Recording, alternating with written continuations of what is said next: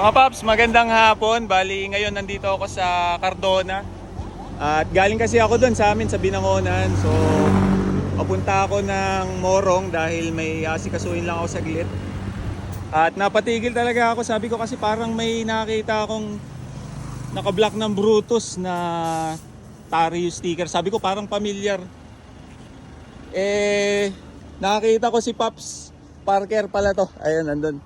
Pinapapalitan niya kasi to ng gulong daw. Ayan, kung mapapansin nyo, wala na yung gulong nandun. So ikutan ko muna yung motor ni Pops Parker. Bali, ito kasi nakasama din namin sa rides sa Real Quezon nung last time. So nagulat ako kasi ang dami nang nabago sa motor ni Pops Parker.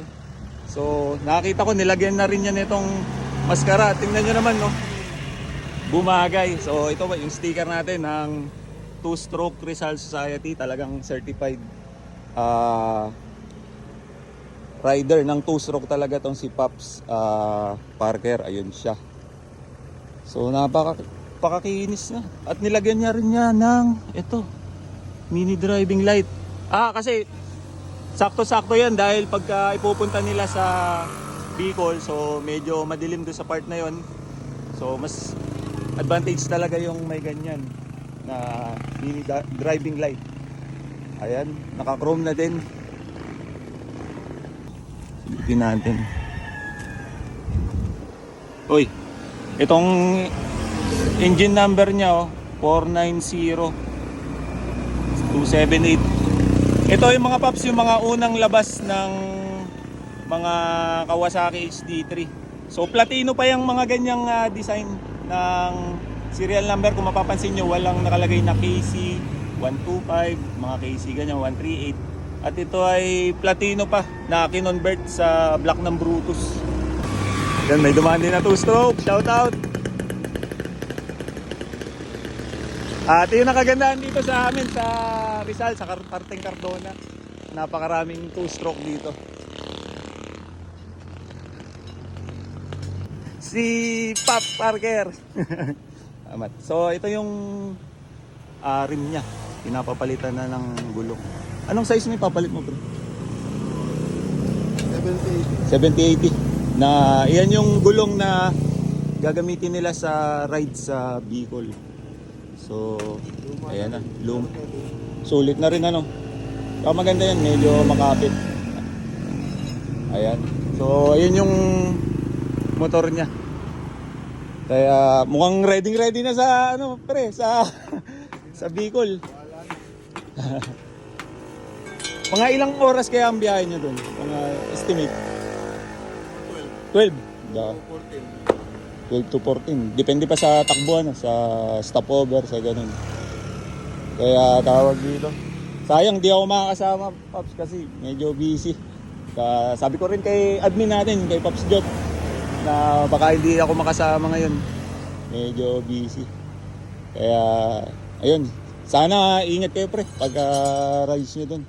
Alam ko baka may sumama rin ng mga taga taga Laguna. Sila yata sila Pops Jonathan. Oo nga pala. At least marami-rami. Maganda-ganda. Kaya yun. Sige, Pops, maraming salamat. Ayan si Pops Parker. Nakakasama natin yan sa ride sa Real Quezon. Nagulat talaga ako kasi parang familiar yung motor eh. Tapos sabi ko, parang kay Pops Parker. At ayun nga, nilagyan na niya ng maskara. Talagang kumikinang na talaga. Hindi ko na makilala eh. Mukhang kondisyon ng motor talaga ni Pops Parker. Sabi na sa lahat ng daan. At mga Pops, sa mga hindi nga pala nakakilala, talagang sobrang solid talaga nito nila Pops. Sila yung mga una kong idolo talaga pagdating sa two-stroke. Ayan yung mga una-una eh. Sila Pops Jot, sila admin, ayan, sila Boss Papiga, si JC, ayan. Sila yung mga una-una. Sila Pops Harvey, ayan, sila yung mga una-una talaga na nagbuo ng mga two-stroke dito sa Rizal. So nung wala pa akong two-stroke, wala pa akong Brutus HD3, sila pa lang yung mga unang nakikita ko, hinahangaan ko dahil sabi ko balang araw magkaroon din ako ng 2-stroke. So, yan, thankful na ako ngayon at nagkaroon na rin ako ng 2-stroke. So, ito na, kakabit na.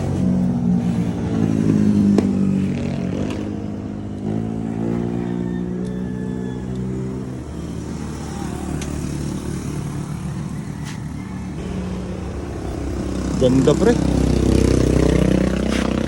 Sige. Yan. Yan, kakabit na namin, Pops Parker.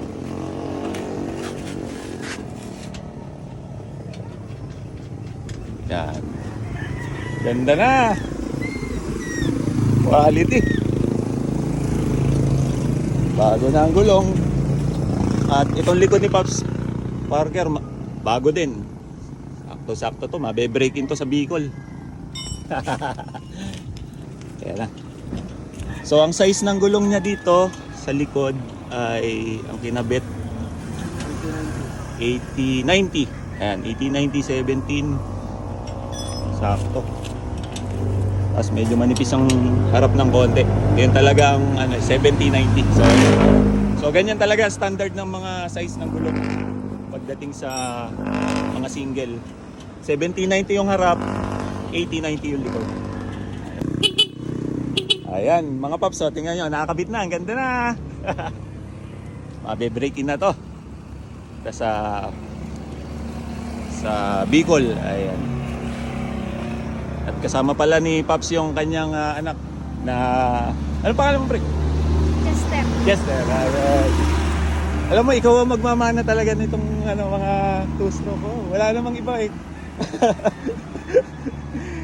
Kaya kumbaga nakikinita ko na paglaki mo siguro mana ka na sa tatay mo na mahilig sa motor. At syempre hindi mawawala yung ganito sa amin mga 2-stroke. Ganda na oh. Sulit na nga. Ito na yung pinagpalitan oh. 60. Gamit na. Pero pwede pa pang reservado, pang ano-ano. Pang pamalitan, pwede pa yan. Pang reserve pa. So ayan, goods na. Okay na.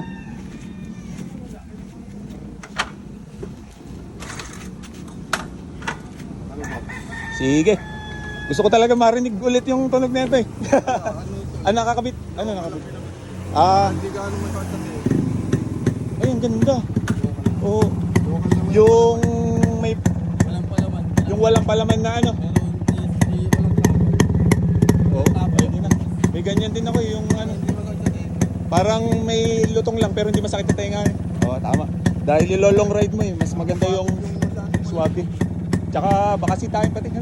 Ano pati sa tenga. Matutulog. Tama na ito. Oo. Sige, salamat Paps. Ingat sa biyahe.